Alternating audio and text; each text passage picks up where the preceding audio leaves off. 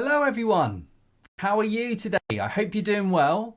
Thank you very much for coming to join us on this webinar today, all about continuous professional development for teachers. My name's Carl, I'm presenting this webinar on behalf of the TEFL org. I work as a teacher trainer here for the company, where if you do any practical courses in Northern Ireland, sometimes the Republic of Ireland, you get to spend the weekend with me, training you into how to become an English as a foreign language teacher. I'm in Northern Ireland, as I just said, pretty much, and I would love it if I could see in the chat where you all are today. We've got a captain with us today. I can't believe that. Hello, Mr. Captain Wahid. How are you? You're in Germany.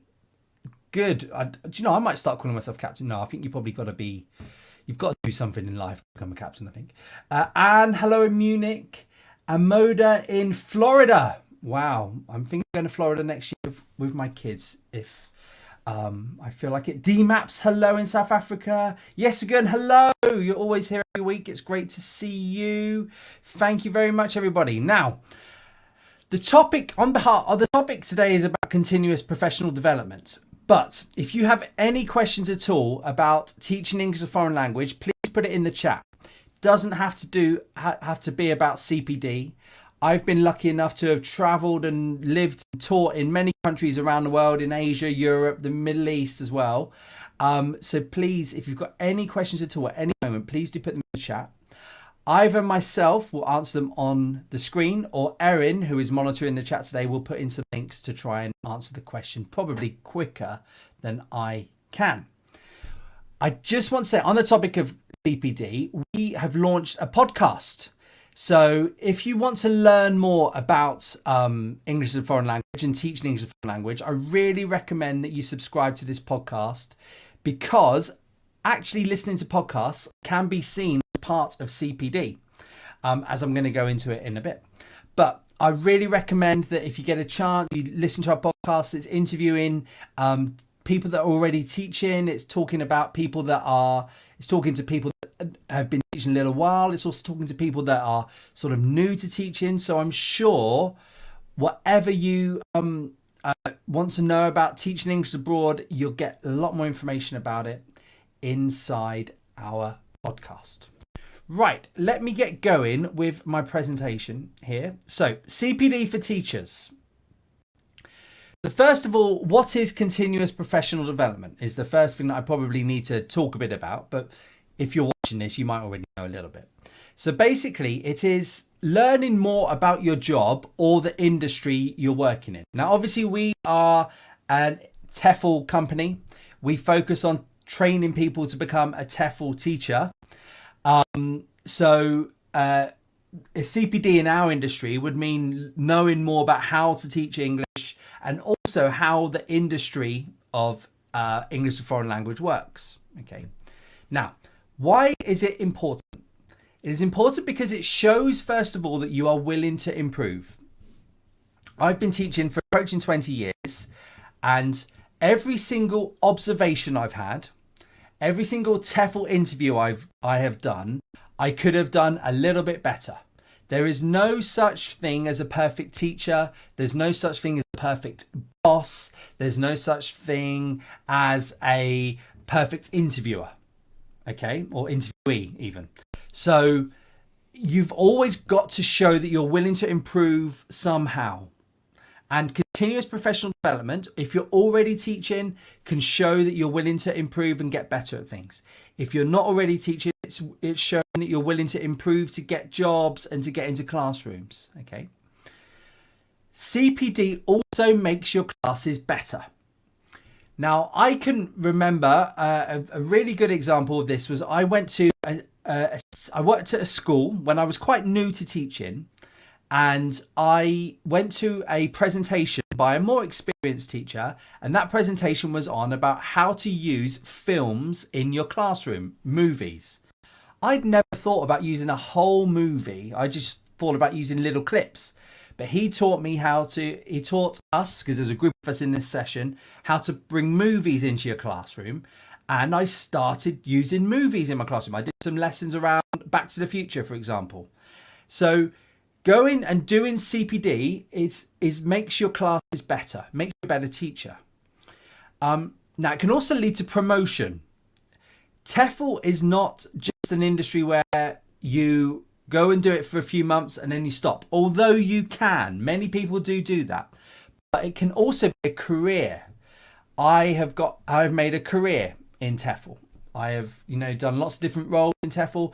And the CPD that I have done along the way has helped me to make more money, to get better roles, and to do a variety of jobs within English as a foreign language. Okay. It also makes you a lot more employable. If you can say, and I'm going to give some examples in a minute of different types of CPD you can do, but if you can drop that into your job applications, if you can drop that into your interviews, it will make you a lot more employable. People will be a lot more willing to employ you. Okay. The final thing why I really think that it's important is because it is actually expected by the school. Every school you go work for should have some sort of way of helping you to develop as a teacher. And that could be as simple as improving your lessons within the classroom, but it can also be development that helps you to become a manager, to become a senior teacher, to become an observer of other teachers, something like that. So schools expect their staff to keep improving. And, if you come into the end of a contract and at the end of that 12 months, if you love that school, you want to stay with that school, and you can say, look, I also did this course, or I went and did this modules, they will much more likely to take you on and maybe even give you a pay rise, that kind of thing. Yeah. Right. So I'm going to talk first of all about continuous professional development where you don't have to spend any money. We are a course provider, and of course we would love it if you spent some money on our website doing some extra modules that we offer, and I'll talk about them in a minute.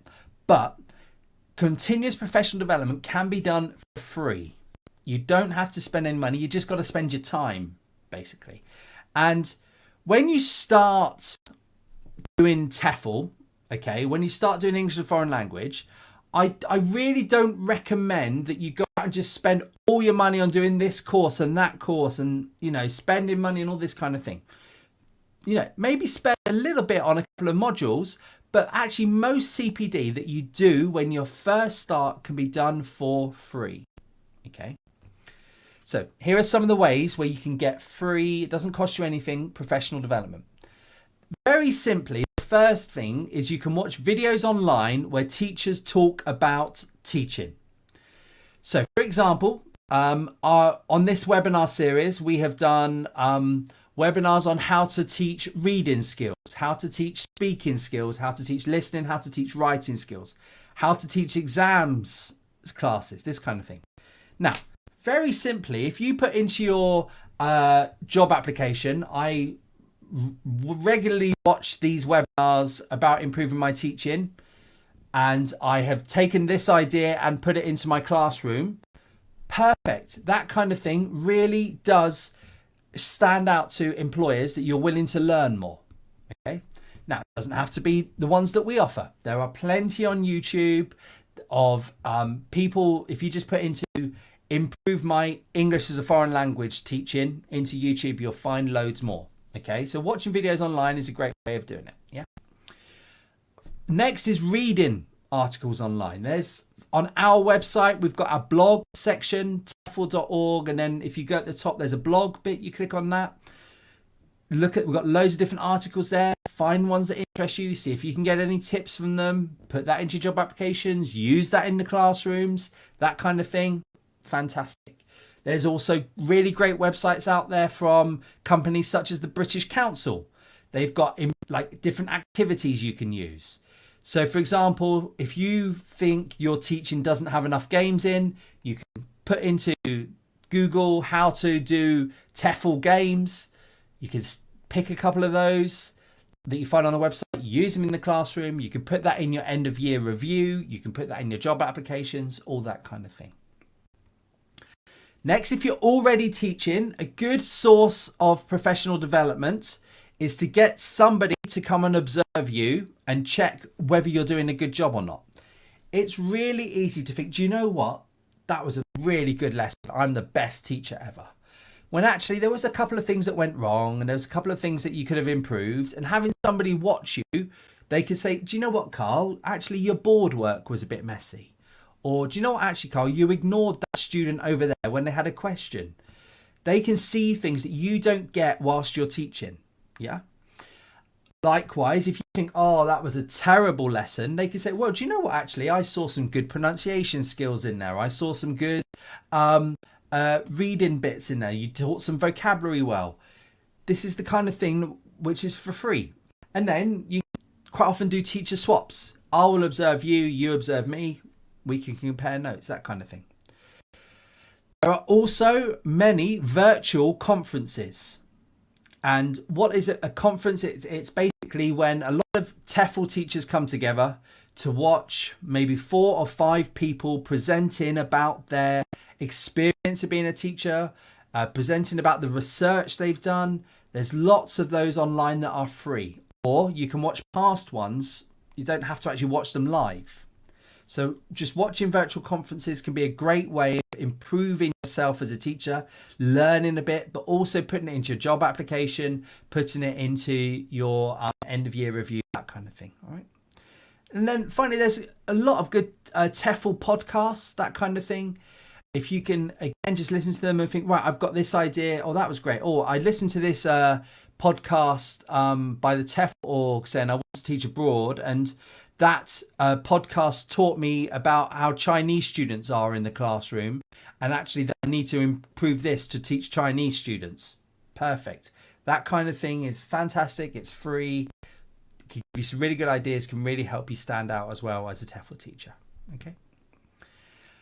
So those are the free ways that you can pay, where you don't have to spend any money. But there are, modules that you can pay for extra. There are courses that you can go on that you will have to pay for. Now, quite often I would say is that schools, a good school, will offer to pay some parts towards this CPD. I was very, very lucky in that I once had a school that paid for my masters. They paid for me to paid all the fees for my masters. So I had my full-time wage coming in and they paid for my masters. Fantastic. That was really, really brilliant. Such an improvement for me. But I've also paid myself for courses because I wanted to do them, because I thought I needed to do them, right? So we at the TEFL org do offer extra modules. And if you go to our website, which looks like this, if you go to the TEFL courses part here, if you scroll down, you can see at the bottom that there are some extra modules here about what you can do after you've done the 120-hour course to improve. And you might do one of these and put it onto your CV, that kind of thing. Just to give you some examples, we've got one here about exam preparation. We've got one here about business English, one here about teaching young learners, and then there's other ones up here as well. Okay, so that's just something to think about. These are sort of extra modules that you can do. Yeah. Now, what I would say is, before you sign up for all of them, is think about what sort of teacher you want to be. Do you want to be a teacher? So you've done the 120-hour course, and maybe you're teaching somewhere, fantastic, and you sort of think, do you know what, I'd quite like to teach some exam classes. Do the module on exam prep. Then maybe you can go to the school you're working at. You can email your boss if you're online, something like that. And you can say, look, I've done this module about exam preparation. I'd really like to get into exam prep classes if you've got any. Oh, fantastic. Yes, we've been looking for a teacher to take this on. Amazing. Or you might want to say, do you know what, I'm teaching adults at the moment. I want to see what happens with teaching kids. Oh, I've done a couple of classes. I love them, but they maybe weren't that good. I'll do the extra module about young learners, that kind of thing. And think, what will improve your classes? What do you need to do to improve your classes? Do you think you need to get a bit more, practical advice? Maybe do a practical add-on module where someone like me would observe you, check to see if you're a good teacher, tell you how you can improve, something like that. Yeah. Also, what might make you more employable? If you're thinking about doing this for are longer than a year, and you're seeing lots of jobs advertised where they're saying young learners, maybe do a module in young learners to get you more work, to get you a variety of work. Okay. And last, I think just what will you enjoy? I love teaching exam prep classes because they've got quite a good pressure level to it in terms of me actually helping people to pass exams. Yeah. Not such a fan of young learners, so I sort of tend to stay away a bit from them, I'll be honest with you. But I did a module in young learners teaching many years ago. That really, really helped me to do those. So just sort of think about what will you enjoy to get into.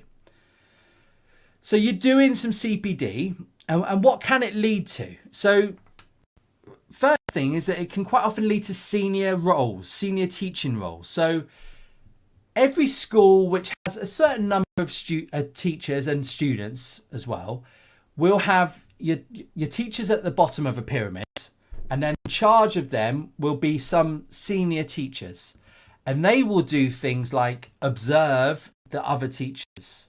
They will do things like deliver sort of little sessions, such as the music one I was talking about earlier. So having some CPD, extra CPD, can show, okay, do you know what? I've done this module here about young learners. I've now been teaching for a year of young learners. I've come up with these ideas. I've listened to these podcasts. I've watched these YouTube videos. I'm going to now apply for a senior teaching job teaching young learners. Fantastic. However, if you've not done any CPD, it's going to be quite difficult for you to move up. Companies don't tend to take people into senior teaching roles just on experience. They want you to be able to show that you're learning and improving. Can move eventually into running schools. So that could be, that can involve so much, doing timetabling, writing syllabuses, speaking to the owners, and maybe doing, the job interviews. Well, actually it would involve doing job interviews, but it could also involve handling some budgets, that kind of thing. So running schools, it can lead to. So you can do CPD in education, which is business orientated. So the marketing of English.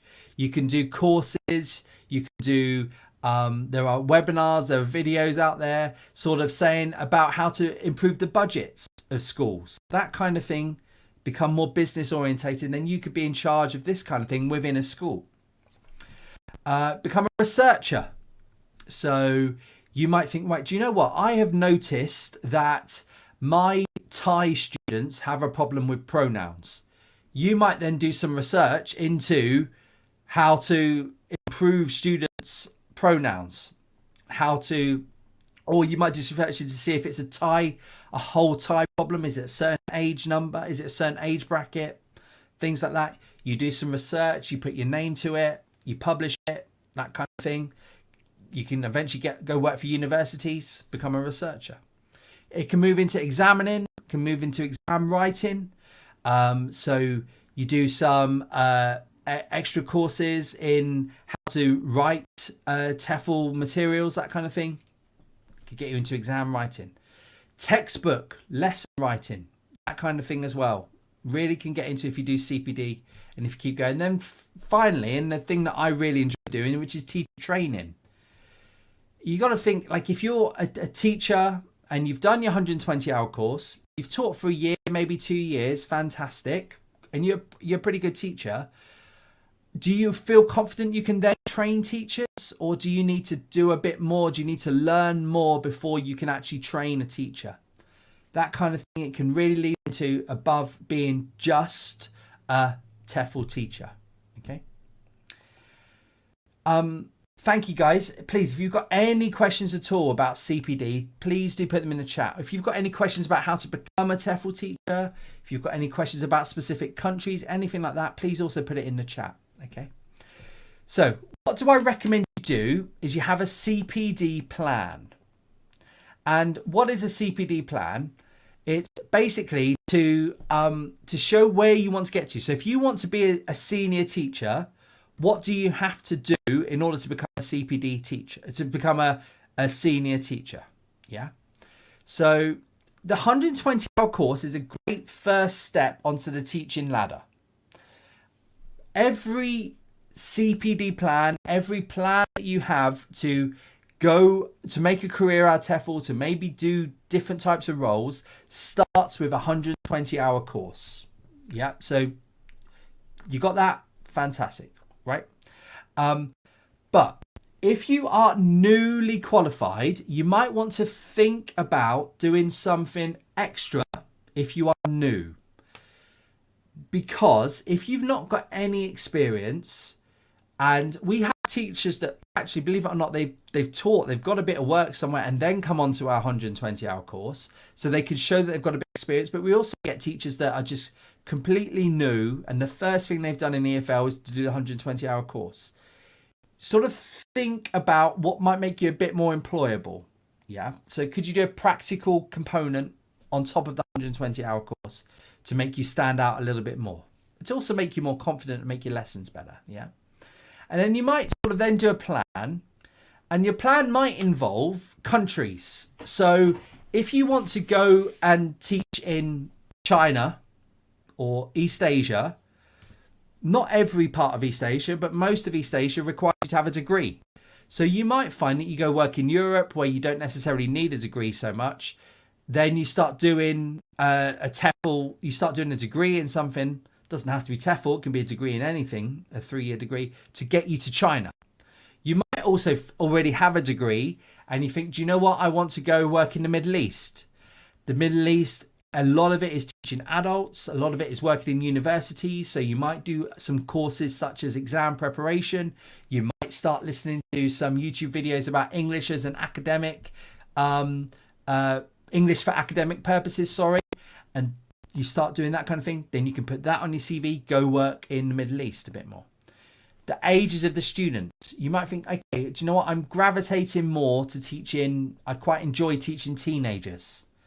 Do If you do that kind of thing, then if you're saying, well, I want to do more with teenagers, I want to improve my teenagers teaching, then just go into that and you do some modules in that kind of thing. Yeah. So I lost my train of thought there for a second. The other thing to think about is how long you want to teach for. Are you getting into TEFL just to have a few trips around the world for a couple of years? Fantastic. I don't think you need to do a huge amount of extra CPD if that is your goal. If you're like, do you know what? 2 years, I'm going to go and do my law degree, or 2 years and then I'm going to go and become a nurse. Whatever you might think it want to be. If I wouldn't do too much CPD, I wouldn't go spending lots of money, I wouldn't go spending lots of time if that was my goal. But if I've done this for 6 months, a year, and I thought, do you know what? I'm enjoying this. I've got a boss I quite enjoy working with. I'd like to do his or her job. Right, I'm going to do some CPD plan to get to that level. Yeah? Think, well, I do this and I do this and I do this and I do this. A good employer will ask you and interview your long-term teaching plans. Now, I think there you've really got to be honest, to be honest with you. And I think if you're a newly qualified teacher and you've got yourself to an interview stage, I personally think it's okay to say, do you know what? I'm new to TEFL and I just want to get myself going. I just want to get myself through the first 6 months and then I'm going to start looking at it. However, I've looked on a website and I've seen a couple of modules that I might want to do down the line. I think that's perfectly fine. Yeah.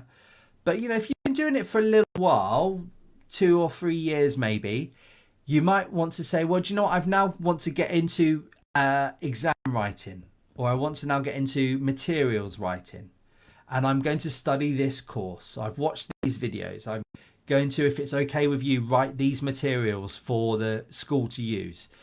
Things like that, employers absolutely love it. Yeah. So thank you for the questions. I'll get to them in a minute. Okay. So some CPD ideas. You could do the practical component to the 120-hour course. So we have the 120-hour course, which is our, most commonly taken on course that we do. But we also have some extra add-on practical courses. For example, a 20-hour TEFL course, where you would come and spend the weekend with someone like me, and you actually deliver some lessons. You spend time talking to other trainee teachers, spend time talking to me, get your questions asked, that kind of thing. You can put that on your CV. Fantastic. That works really well. Yeah. So practical components and on the 120 hour course. We do also offer a level 5, longer than the 120 hours. You can see it's 168 hours course. You want to know more about that? It's, again, something that I would really recommend if you think you're going to do this for, a good couple of years, because it can really make you stand out on your CV. Again, on our courses page, you can scroll down and there's somewhere, I've lost it now. I'm sure Erin will get there before me by putting a link in. There you go. There's a 168 hour online course there. Click on that. We'll tell you a bit more. Goes into it in more depth. Talks about a wider range of subjects, that kind of thing. Yeah. Teaching young learners. Yeah. Again, there's lots of different courses. There's lots of learning out there for teaching young learners. Get into that. Start doing that kind of thing. Exam preparation course. Schools love doing exam classes because they tend to be able to charge more money to the students. So if you can be a teacher that can come in and do those exam classes to a good level, they will love it. If you can say on your CV, I did this module in exam preparation, that kind of thing is fantastic. You get that. Now, if you don't have a degree, but you want to do it long term, you might want to think about getting a degree. Long term, it's going to open up a lot more doors to you. Now, do you need a degree to be a TEFL teacher? No. Does a degree make you a better TEFL teacher? I'm not sure it does. And I have a degree. But there are countries out there that have rules for the work visas to say you've got to have a degree in order to come into our country as a worker. Now, there are ways around that. I've done modules about how to do TEFL without a degree. There are ways around it. You can do that kind of thing. All right. But what a degree will open is a little bit of work with universities quite often. It's quite difficult to take on people to work at a university who don't have a degree. That's what I would say. Yeah. So that might be something to think about if you want to do it long term. Am I telling you right now to go out and get a degree? Absolutely not. What I'm saying is long term might be something that you want to think about doing. You can do it distance, you can do it part-time. There's lots of different ways to do degrees nowadays. Yeah. Thank you very much, everybody. I hope that was useful to you. You don't want to see a picture of my town. Thank you very much. Right. Please, any questions you got about that? Any questions you have at all about TEFL, please do put them in the chat. Mr. or Mrs. LinkedIn user, hello. How common is it to combine an existing career in, say, IT or finance with English teaching to established professionals? Are there particular aspects to keep in mind to be more employable then? So, interesting question. So, I'm not quite sure whether you want to do English teaching and your career in finance or IT. Now, what I would say is you can. I know people who do TEFL at the weekends. I know people that do TEFL in the weeknights. I also know people that work part-time in a job and also do TEFL as well. I think that's perfectly fine to do both of those things at the same time. Now, if you already have have a career in business, IT or finance, that will open up doors for you in terms of teaching business English, for example. Schools will love to have a business professional in to teach their business English classes. It will also open doors for you to go teach at universities. Lots of university courses involve business English. You can go in there and teach business English to probably a really good level, Mr. or Mrs. LinkedIn user. So I think that's fine. So those aspects are really good at keeping you employed, at getting you jobs for sure. Does work out for you. Okay. Chawib, I'm sorry if I've said your name wrong. Have I? I'm sorry if I've not said it right. Choaib Zugalish. I really hope I've said that wrong. I hope I've said that right. Not I hope I said that wrong. Right, some podcasts. Yeah, so I mean, we've just launched one, so I would really recommend, of course, that you download ours and just see how you go with that kind of thing.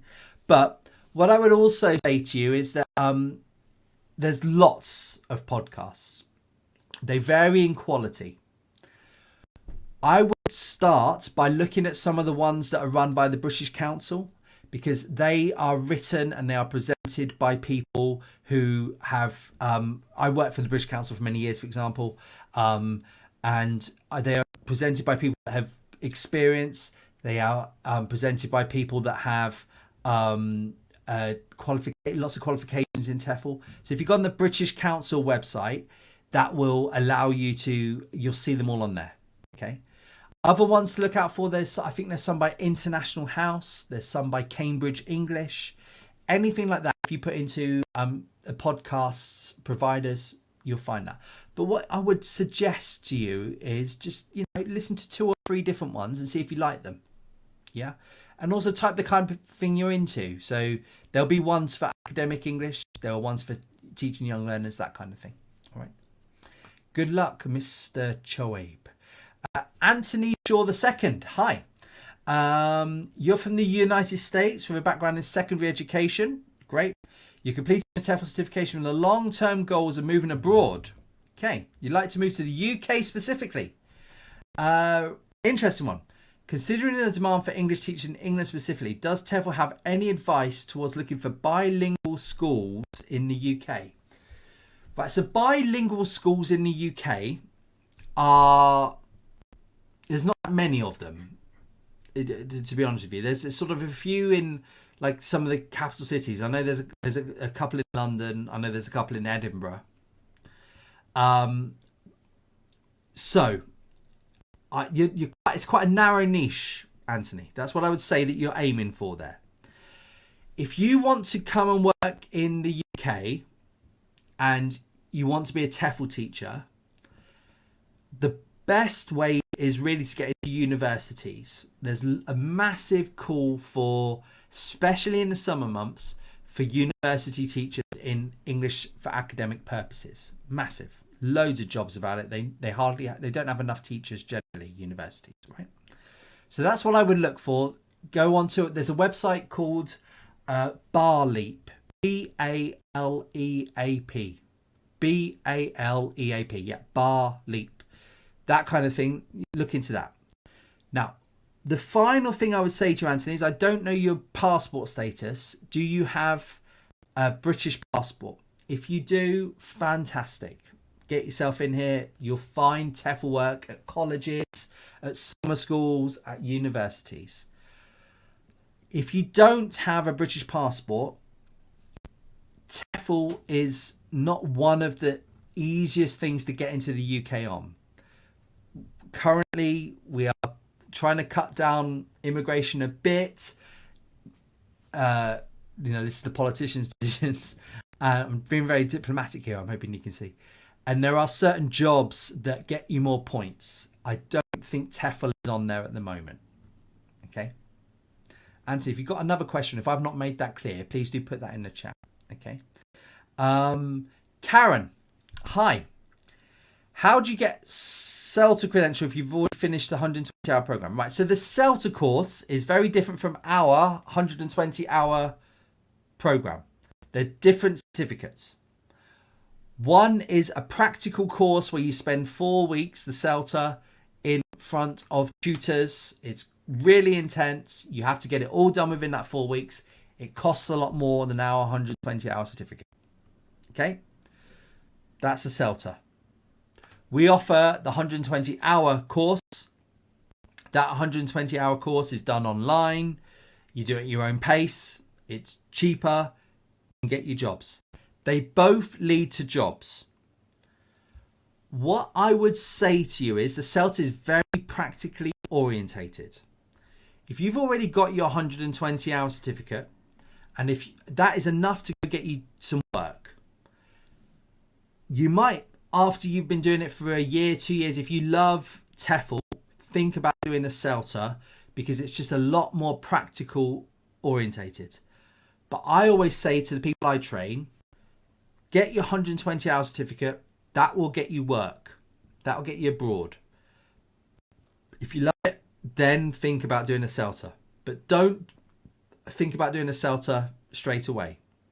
Get some experience, then go do a Celta. Does that answer your question, Karen? I hope it does. Jed Janet Flores. Hello. Hello to you too. Based on your experience, what is the difference between teaching in an English language school and a regular school? Right. So TEFL schools, English as a foreign language schools, there's a few sort of different ones. As I mentioned, you can go work in an EFL department in a university. You can also go work for a business language school. So that is a business person who has started up a school and they're trying to make a bit of money, getting students in and taking money off them, but giving them lessons. Yeah.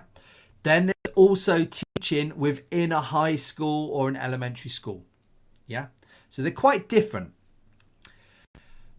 Going and working in an English language private school, I also should mention there's international high schools as well, but that's really quite varied. That's sort of, quite different.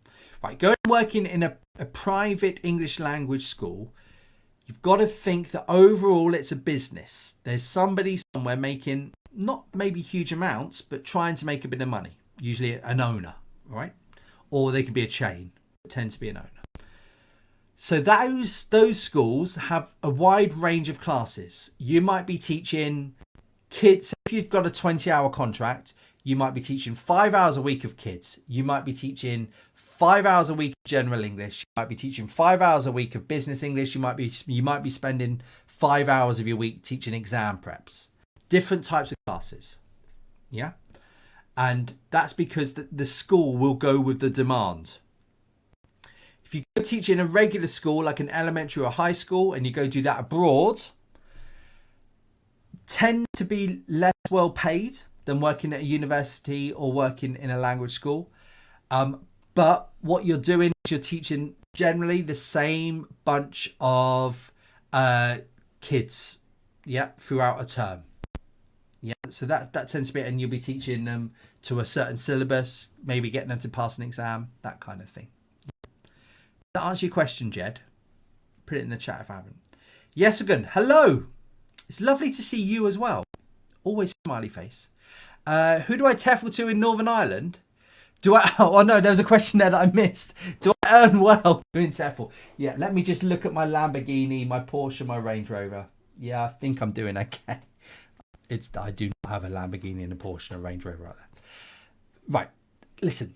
TEFL, you're a teacher. Teachers don't tend to earn a huge amount of money. What they tend to do is earn just very, very slightly above the average for their country. So I would say I earn very slightly above the average of the average wage in the UK. Now, if you go work abroad, it's slightly different. You could be in the Middle East on tax-free, working at a university that's linked to an engineering. They might be paying you $60,000, $70,000 a year to go work there. Yeah, that's pretty good money, I think. When I worked in Japan, I was a freelance teacher. I was doing lots of different classes. I had my own students coming in. I did pretty well there, I think. I managed to save a few quid. Northern Ireland, I don't make a huge amount of money. Who do I TEFL to in Northern Ireland? I TEFL to people who need to learn English in Northern Ireland. So refugees that come over, maybe people that have moved over here, they want to learn English. I teach them. Okay.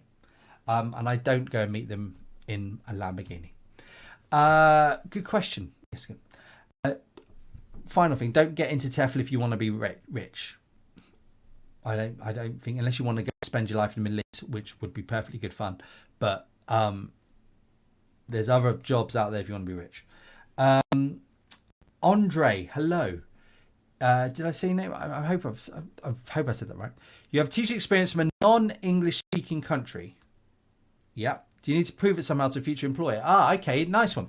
If so, what is needed then? So, right, so it can be as simple as they will ask for a reference. Right, listen, the first thing I would say is that when I've interviewed teachers, you can ask a couple of questions that will find out whether they're experienced or not by the answers they give. And I've done webinars on interviews. Okay. So you get a feel whether someone has actually taught. Yeah. The next thing is you tend to, as an employer, look at you send out references. If you can get your previous managers to give you a reference, that tends to be enough. That tends to be all you need. Yeah, you don't have to be able to like show certificates or something that you taught somewhere. Just the usual references, that kind of thing. Yeah, and most teaching experience is from a non-English speaking country. Absolutely fine. Most of my experience of teaching is in that. Okay. Opayami. Hello, Opayemi. I'm loving the names today. You have also done your TEFL with a 120-hour course. You already have a first degree and a master's degree in education. Which country can you apply to? Right. So, because of your qualifications, I would say most. But, and I'm sorry to say this, I'm sorry to say this, there are rules written by the foreign offices and the politicians of countries that only allow certain countries to come in on work visas. Is that wrong? I believe it is totally. So, Opiemi, I don't know what passport you're holding, what nationality you're holding. Yeah. Now I can see you've got another question there to say you've taught, you have a master's from Nigeria. Okay, great. If you have a Nigerian passport, what I would say to you is Google what countries will allow people with Nigerian passports into work. The second thing that I would look at is maybe if you can't see countries in there that you want to go to, I would look at so think of it, let's say you want to go to Japan, but I don't know if Japan lets in Nigerians on their rules. I hope they do, but I'm not sure. What I would do is I would contact schools in Japan. So I would Google EFL schools.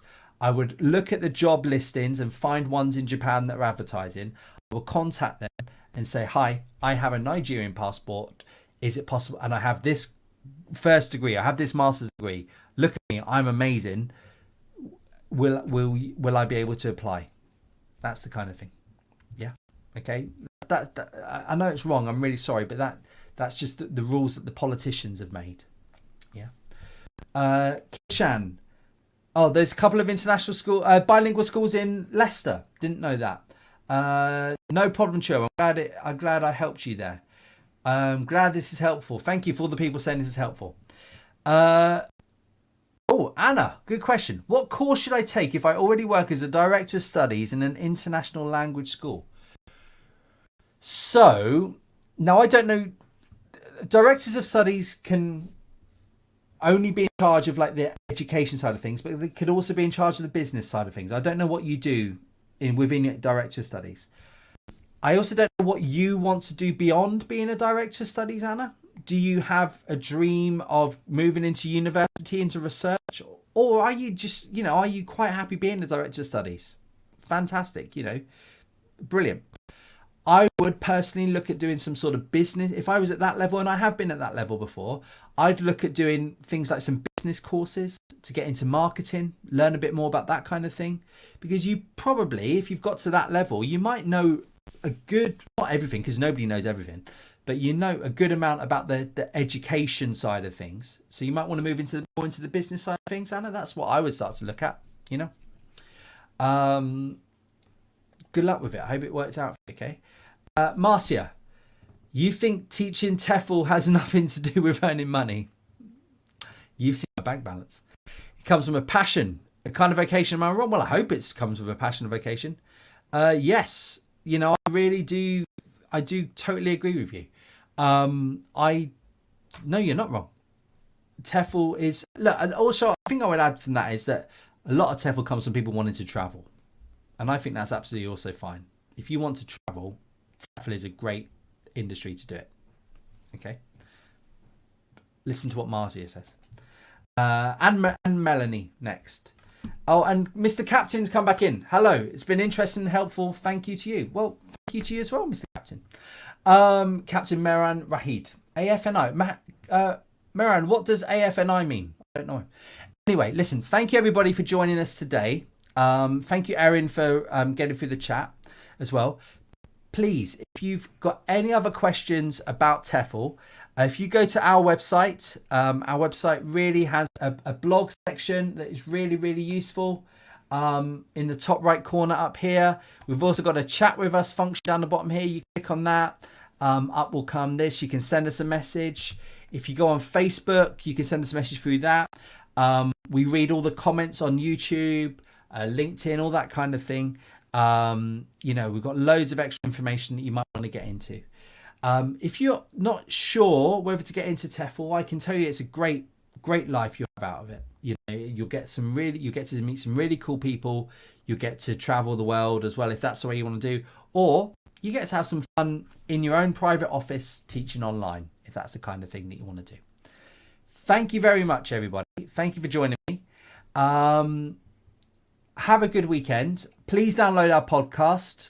It's good. Well, we think it is anyway. We've done lots of other webinars. Please like us, all that kind of thing. Go back and look at some of the other ones. I hope you enjoy it. Okay. Thank you, everyone. Bye-bye.